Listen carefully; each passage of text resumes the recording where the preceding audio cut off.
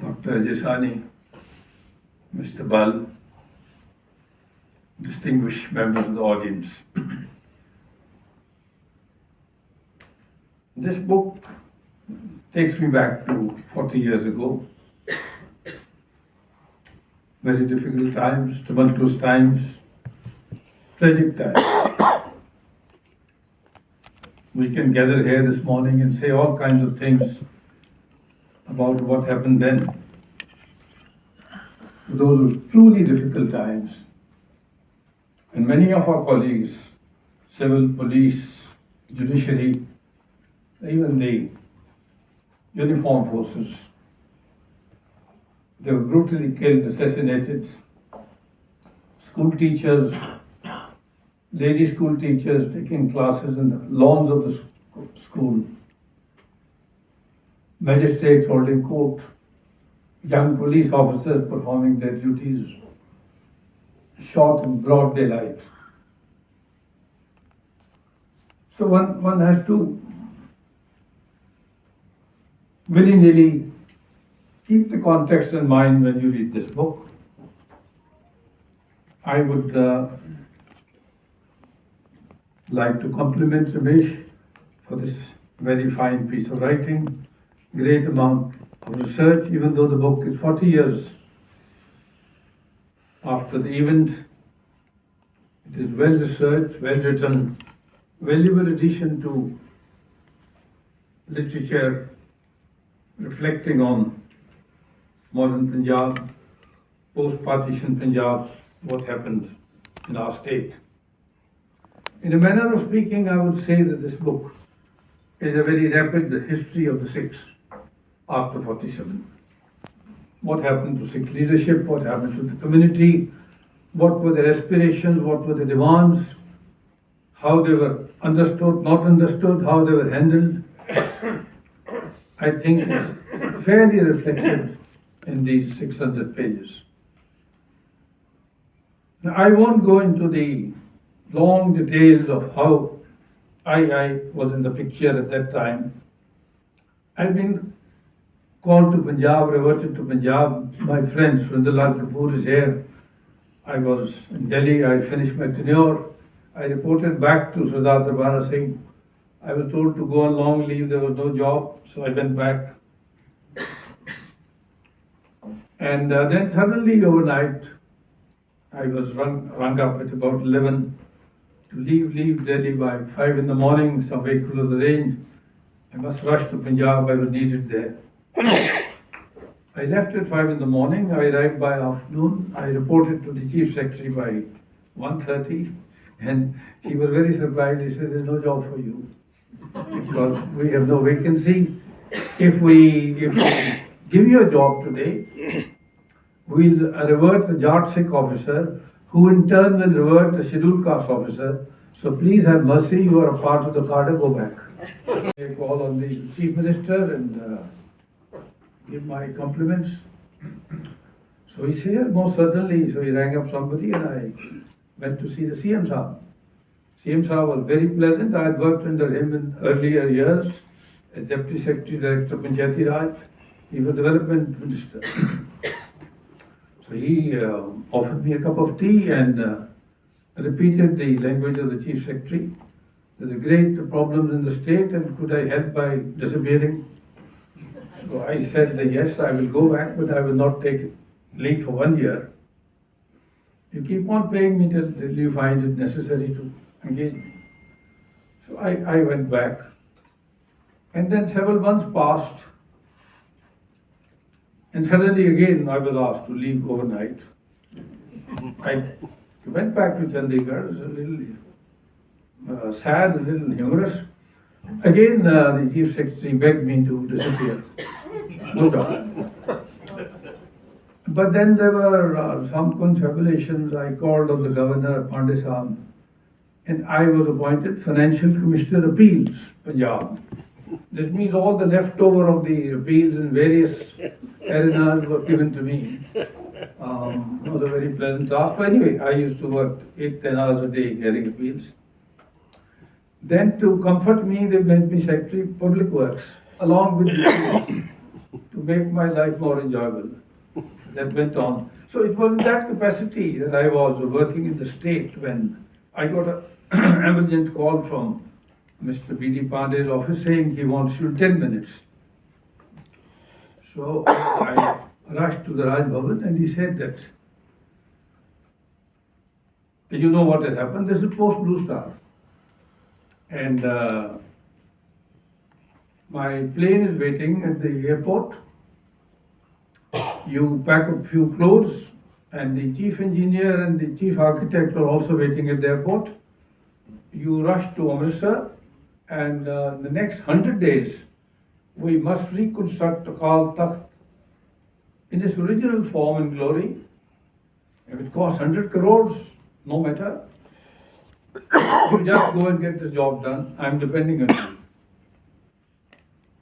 So I don't think Ramesh will remember all these details because even in the midst of much bigger problems post Blue Star.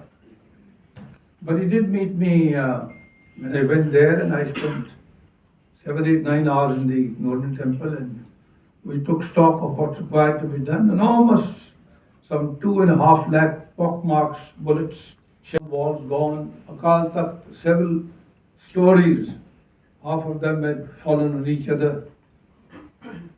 So anyway, not again to go into too much detail, we got into the job. The politics of reconstruction, Kar Seva, Ramesh has covered it well in the book.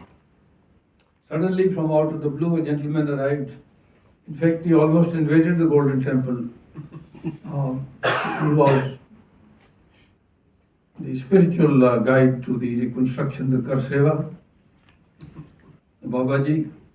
But that didn't bother me personally because he did his own, whatever politics there was, religious politics, religion and politics perhaps, or more religion. So we finished this work. It was an enormous amount of work.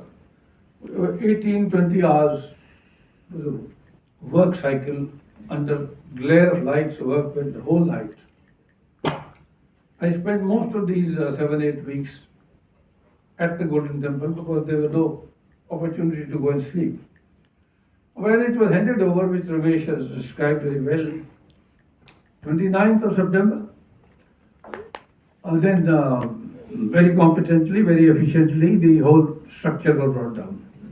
He has not covered that. For what reason, I don't know. Because it was, the building had been reconstructed with soiled, tainted hands. Seva could have been done only by the validated sanctified elements, and Babaji was not, perhaps, it didn't pass muster. Anyway, that is one chapter. But during the course of this running around and all the helter-skelter, one day, or rather one midnight, the governor was replaced, chief secretary was replaced, DGP was replaced, home secretary was replaced.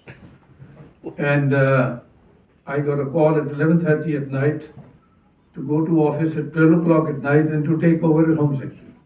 So I didn't understand what was the great rush at midnight. I knew that my younger colleague Amritsar was the home secretary, so I tried to look for his number. Though it was very late in the night, I rang him up. He happened to be in Delhi on tour, and he was not well. He had blood pressure and hypertension. So he said, Bhai Sahab, you please take over, I will relinquish from Punjab Bhavan. He sounded so unwell that I didn't go at night, but next morning I took over. Now, that it was a complete chaos, complete mess. Ramesh has not brought it out in so much detail. Thousands of prisoners, men, women, children, 80-year-old, 6-year-old, 10-year-old, boys, girls, prisoners. Prisoners under what law? Arrested under what section of the CRPC or IPC? Kept in detention in what jail? Who notified those jails? Anyway, we had to do what we had to do as civil servants, and Ramesh, again being a little politically diplomatic on that, all these documents were worked up. I don't say cooked up, and we had hell of a time. Because on one side was a suppliant, non-existent judiciary, on the other side there were some elements who were very happy to find fault. But then sorting out was done, screening was done. As far as possible, I spoke to Ramesh 10 times a day. Keep out the girls, keep out the boys, keep out the old ladies. It was not possible because the army was insistent that these boys and girls were manning machine guns on the turret of one of the buildings there. So these were difficult times. But this apart, dealing with all the aftermath of Blue Star, let me say a word about the police organization in Punjab at that time. Now, when I joined service in the late 50s, Punjab police were known all over the country for its competence, for its bravery, for its agility. And our police was asked for a loan by the Ministry of Home Affairs for anti-dacoity operations in Chambal, Meen, Marina, and elsewhere, special operations in many parts of the country. And then when I went back in '84, we were in disgrace, we were in disarray, total paralysis. And as has just been pointed out, when Atwal lay dead on the doorstep of the Golden Temple, not a constable on duty standing across the road went up to pick up his body or to try to save him or to take his body to the hospital. He lay dead there or dying for a long time. The police had lost the trust of the government, lost each other's trust, suspicion, all kinds of rumors about the integrity, loyalty of the senior police echelons. Side by side, shortage of officers, senior officers, and such as they were there, they were not accessible for obvious reasons. There was a great element of fear, if I may say so, besides professionalism and loyalties and accountabilities and politicization of the police and the civil services. So nobody was willing to come forth and say, "Yeah, I'll work here." Ramesh, fortunately, was already in position in Amritsar. And he had an SP who was also in position there. And subsequently, I think Sube Singh was replaced by Vohra. But he continued, his predecessor left in a rather hurry.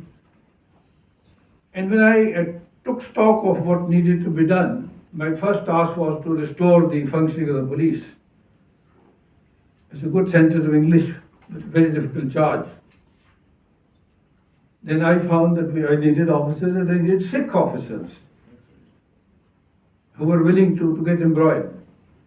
The Cabinet Secretary and the Home Secretary, Mr. Pradhan, he told me on phone, "You get sick officers or non-sick officers anywhere in the country, identify them, get your governor's signature, appoint them, and send me the details, we'll ratify all these appointments. Carte blanche, do what you like." So the first person I rang up was KPS Gill. He was posted in Jammu. Sam Kader, he had come on deputation. Then I asked him his suggestions about other officers. He said he would think about it, but he said that you have an officer in the state, Mr. Virk. He was one of our senior magisterial officers, very known eminent additional district magistrate who rose to high ranks. His son, SS Virk, he was serving as assistant police commissioner in Pune. So Gill suggested contact him, so I rang up Virk. He said he would be happy to come. He didn't say it very happily, but he said he'll be happy to come, but there was some proceedings, investigation going on against him. in the local police. Anyway, I spoke to the Chief Secretary Maharashtra, Home Secretary Delhi. We got both Gill and Vic in about 5 to 6 days' time. But then there was some politics in the police, as it always was, and Gill I wanted in headquarters. He was appointed IG PAP in Jalandhar, in charge of the armed police. So anyway, this is part of the story that we tried to reorganize the district magistrate SSP relations. In Jalandhar, for instance, 7 railway stations were burnt one night. I was sitting in the control room in the secretariat. When we got the first information, second information, third information, I rang up the district magistrate, Joshi. I woke him up, he was sleeping. I said, he said, what railway stations? He had no knowledge. I asked the SSP, you didn't inform the DM. He said there was no time. And in fact, there was no thought to inform, keep the deep. So over a period of time, again, without going into detail, I drew up a paper of DM, SSP relations, accountability, and so on. By that time, Mr. Arjun Singh had taken over. SQ. He had the format, the DG had seen the format. But when the order was issued, signed by one of my deputy secretaries, then there was a furor among the police, same disorganized police. They went rushing to Delhi, rushing to Raj Bhavan, and the order was withdrawn. I don't know whether Ramesh remembers that or not. Anyway, that's part of the, what we call the, what happened to the police. On one side, we have gross politicization and interference. And on the other side, we are not happily willing voluntarily to agree to working together even when there is a crisis. Now the book covers the chronological order in which we had security advisors. I started working with Lieutenant General Gauri Shankar. He was GOC of the 11 Corps in Jalandhar. My boss, KPS Gill, refused to salute him. I said, why? He says, wearing the same badges of rank. I refused to recognize it. Then after Mr. Gauri Shankar, we had Mr. Shivaswarup, which is not mentioned in the book. Mr. Surendranath, of course, was there throughout, but he was not surprisingly given charge of security. He was not security advisor. But he was knowledgeable, he toured every place, he knew everything, and he kept Delhi informed almost twice a day basis. The governors, he has spoken about. When I took over, Mr. Sitarawala was the governor, ex-army person of trust with the people in Delhi. And he would go everywhere, travel everywhere, speak to every officer directly, and remain concerned almost the whole day and night. But he didn't pose any hurdle in my work. On the contrary, he was very supportive. But he would ring up day and night, as Ramesh mentioned in his book also. I would get a call at 2, so I said bad news. Then he would ask details of the news. Then came the Longowal Accord after Mr. Arjun Singh came. The Tant, conciliation, trying to find a political solution in a hurry. They signed an accord, and the accord was not acceptable to the rank and file of the Kalis, especially the radical elements. Then the story of Mr. Longowal being killed in broad daylight. Then Mr. Arjun Singh's mandate, which he didn't discuss with all of us, at least the Chief Secretary and Home Secretary, was to have elections. The broad ideology being that bring the very people who are fighting against the state to rule the state. I thought it's a very noble idea, but should have come much sooner than that. So a lot of activity started. Mr. Barnala was in the Sangrur jail, Sukhjinder Singh was in Kapurthala jail, Balwant Singh was in some other jail, Badal Sahab was in Madhya Pradesh, and so on. So the governor wanted to speak to each of them, and preferably during the night, preferably after midnight. Now that created logistical problems because police asked to give vehicles and drivers, and nobody used to speak, no news to the media. But anyway, Mr. Arjun Singh was very astute and experienced. He covered all the ground which would lead to elections, participation by the Akalis, and if I may say so today,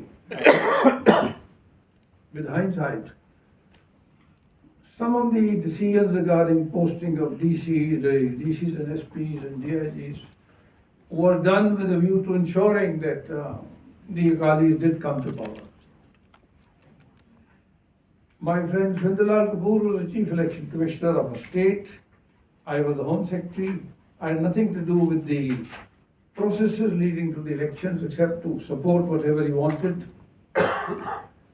I was in the BSF rest house in 85. It was raining for the previous 2 days. There was a flood. Why I was there was that next morning Rajiv Gandhi was coming by air to Jalandhar, and from there going by helicopter to Kapurthala to inaugurate the coach factory. Now, outside the rest house where I was staying, there was 1.5 foot of water. I got a call from the Raj Bhavan. Governor Saab told me to immediately proceed to Delhi. So I said, sir, I will proceed. I didn't ask him why. I will proceed, but I can't get out. I need a boat, and I have asked for a boat to leave this place to get anywhere. But if I leave, he said, I want you there in Kapurthala house by 10 o'clock. 10 o'clock next night, leave aside morning. So he said, that's your business. I've given you my orders. I said, sir, may I know why you want me there? He said, yes, Mr. Kapoor is already there. You go with him and both of you go and give this letter to the Chief Election Commissioner for the elections. Now, Surinder had never spoken to me, but he needed me. And I couldn't understand why I was needed at all. Anyway, I did a clever thing. The plane by which our governor came to Jalandhar to receive Mr. Rajiv Gandhi, I hijacked it and went to Delhi. And got to Kapurthala house by 10 where Mr. Kapoor was sitting there, waiting for me. So we both looked at each other and I said, you got the letter which we have to give to the Chief Election Commissioner to the holiday Saturday. He said, yes, my officer prepared it, here is the letter. So I said, my instruction is that I should sign this letter. Under what law or what procedure will I sign this letter?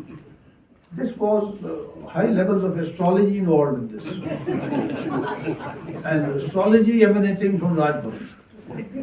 So Surinder is a very mild, moderate person. He said, yeah, why are you bothered if they ask you to sign, you sign it? I said, well, you need to sign it. He said, we'll go together, you sign it. So the letter was retyped and I signed 2-3 copies and we went together. There the Deputy Chief Election Commissioner was waiting for us. He specially opened the office. And Mr. Ramakrishna is subsequently Chief Secretary of Meghalaya. So we signed the letter. I got the same plane and I rushed back to Chandigarh, and Surinder had some other work and he stayed on. So elections, we were insistent, there were other views. I insisted as Home Secretary and Surinder agreed that we'll have only 1 day election. We couldn't afford 2 phases, 3 phases, 4 phases because things go wrong, then it would have gone mighty wrong. So since he agreed and I agreed that we had a one day election, 25th of September, Ramesh, and counting was done, everything. We had over 66% turnout, no booth capturing, no firing, no rigging, nothing.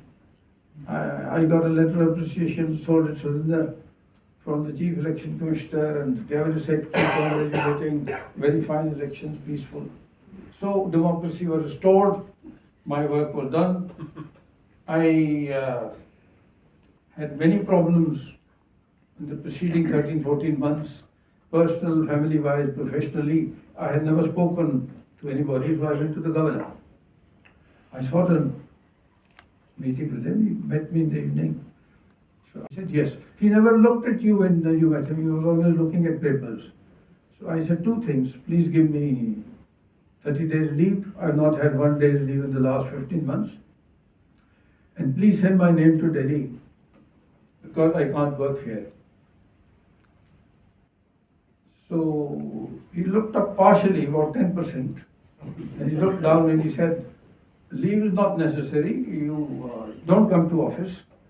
Regarding your going to Delhi, I have already spoken to Prime Minister and to Cabinet Secretary, you will get your order in the next 2 days. Very surprised, I didn't. From Raj Bhavan, I went to Barnala Saab's house. He was being sworn in on 29th or 30th of September. So I didn't tell him all this. So I said, my work is done. We're conducting the election from the law and order point of view. It's been peaceful. So you will be sworn in tomorrow morning, and I may not be able to see you after that because various reasons. Several of his close aides, associates who became senior cabinet ministers were asking for my arrest and suspension because I had issued thousands of detention orders, very happily and badly drafted by Ramesh, some of which I got into trouble also. They were literally in thousands. And I used to leave office at 3 in the morning, then government agreed to give me Special Secretary Home Ajit Kumar to do the signing work. So when I met Barnala Saab, he was very pleasant and he said to see, किथे जा रहे हो? मैं घर जा रहे हो. He said, नहीं तुसी किथे होर जा रहे हो? मैं किथे नहीं जा रहे. He said, मैं तुहानू कुछ खास नौकरी देना चाहना, बड़ा ओहदा देना चाहना. मैं चुप कर गया. मैं कहा, sir, you have what in mind? He had broad ideas about some additional chief secretary. So I said, sir, let me caution you. I have 5 people senior to me sitting here in Chandigarh. Reject this, throw it out of your mind. I'm not available. He said, नहीं कल cabinet meeting है, swearing in the बाद first cabinet meeting मैं तो शामी दसांगा की करना. By the time I went home, there was a sealed envelope lying there, intimating in some rather indirect term for the 3rd time of the threat to my life and so on, to my family. Bulbul Brar included Sundarji and myself, and surprisingly Mr. Danore's name was also there. Anyway, nothing could be done about it except that the IB got very, very active next morning and said that we have arranged a special airlift for you. So the Air Force, now you should leave by evening. Go where? Do what? No, just disappear from Chandigarh. And these kind of things. Anyway, now not to go into all that, I wanted to come to some of the issues raised by Ajay.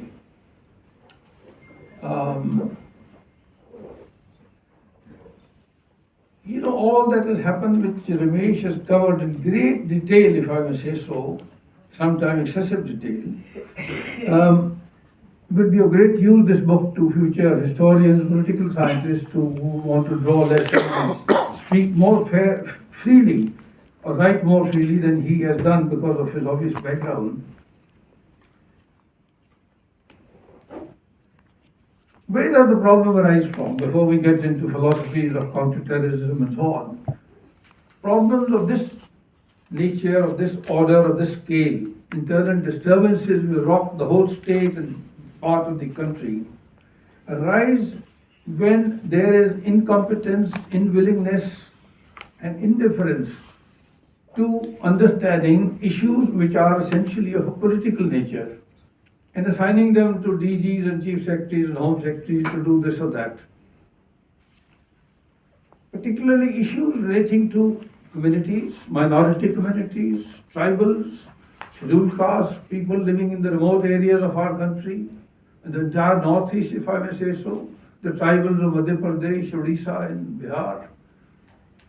You need very astute, sensitive understanding what their aspirations are, what are the demands, and how do we meet them. Now, I would say Punjab is a prime example of failure. Ramesh just read out those 10 points in Badal Saab letter. I would say that timely, prompt, deep understanding of these issues politically and finding evolving political resolution for these issues is one of our biggest failures. It's not been done. And then what happens when things go wrong? Application of force. Punjab police can't handle it, so central police bangao. CRP battalion, this battalion, that battalion, Assam Rifles. Then if that doesn't work, get in the army. Now it's not the army's job, I say loud and clear, it is not the army's job to maintain internal disturbance, to maintain law and order. Now Kashmir is another story because proxy war in Pakistan. Here also, Punjab was not free from interference. It was IIC plan, IIC game plan, part of it still working out. They have finished our state through this drug business. Our entire generation of youth is gone, finished. Our prosperity is gone, our inter-community relations are gone. So I would say that the focus of these union authorities and the state authorities at the political level, the political executive, I'm not talking of the civil servants, of the appointed executive, is to be sensitive to these early warnings and to start dealing with them. Find solutions. When that doesn't happen, you willy-nilly bring in the army.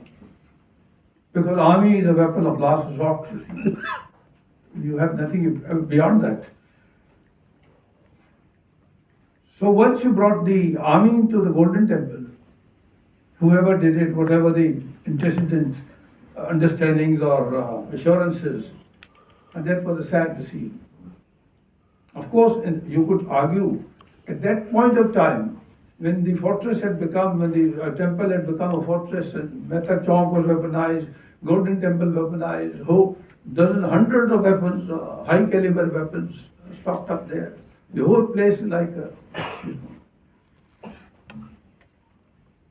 Then at that stage perhaps, the politicians and their advisors in Delhi, they gave the Haji Fauj pull out. And it was bad for the Fauj if you look upon it, hindsight. Bad day for the army to get involved in our civilian affairs. So therefore I would say that if you are seriously concerned with the unity and integrity of the country, then harmony must prevail. You play all the politics in the world, but center-state relations in regard to internal security, external security, cannot be played around with. There must be all-party understandings, including all the oppositions, on what needs to be done in a given part of the country if there is a problem. If there is an Akali demand or Akali aspiration or Akali agitation, surely the political system can get together all the political leaders around and find some solutions. But if electoral victories and seats in the state legislatures and parliament is the only factor, then obviously you won't do that. Now, Punjab being a border state, we always knew that the party was no good. So therefore, we not only invited trouble, we really asked for major trouble which took place. And let me also mention in passing that when you don't take decisions or take incorrect decisions, at a stage comes when you have to bring in the army willy-nilly, the army to operate in its own interest will ask for Armed Forces Special Powers Act. The army can't fire upon civilians, army can't raid civilian premises, army can't arrest civilians, army can't destroy ammunition unless they have some legal protection, because the role of the army is to fight the enemy, the foreign aggressor. So you have the Disturbed Areas Act, the Armed Forces Special Powers, this, that, or the other. Those, as we have seen, my friend Dyal Singh is here in the northeast. See what happened, all years and years of human rights agitations. It's still not ended. So why do we have to involve the Indian Army in dealing with our internal issues, which are a direct product of our political mismanagement? So I would say we have to seriously rethink on the role of army in deterrent security management, and be very, very cautious before we take any decision to involve them in the times to come. What we need to do is to seriously depoliticize the administrative system, the police organization, the civil administration, particularly re-equip, retrain, strengthen the police organizations, the state armed police, state intelligence, to maintain effective order. Somebody was talking just now about the role of the police. Police under law, under the constitution, is the agency, is the instrumentality to enforce order, to enforce the law, enforce the state and the union laws. If the SP of Amritsar is to ring up Chief Minister in Chandigarh, if my DIG is lying dead on the doorsteps of Golden Temple, what do you want me to do? That's a sad day. The army, the police, has to ask nobody. Not the district magistrate even. Keep him informed. But when such an incident takes place, they rush with all their might, got into the Golden Temple, flushed out all the people there. Some people would have died, of course. Many more died later.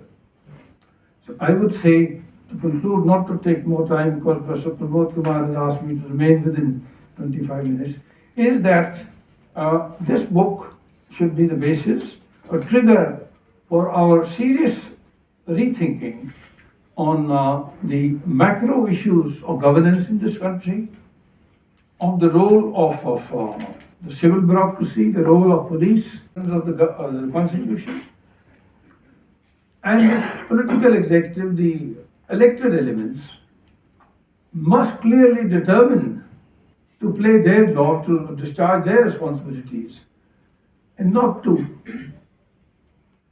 spend most of their energy and time in interfering with the working of the administrative system and making it unaccountable, indisciplined, and leading to the kind of situation that we have heard about today. So once again, before I close, let me congratulate Ramesh for the large amount of work that he has put in to produce this book. And I trust that it will become the basis of future debates, from what Dr. Sani mentioned just now, the Home Ministry and the state governments building, evolving a doctrine of how to respond, how to act, and how to function in normal peaceful times if you want to maintain peace in this country. And without peace, you will not be able to maintain democracy. And without democracy, you know where we will be. Thank you very much.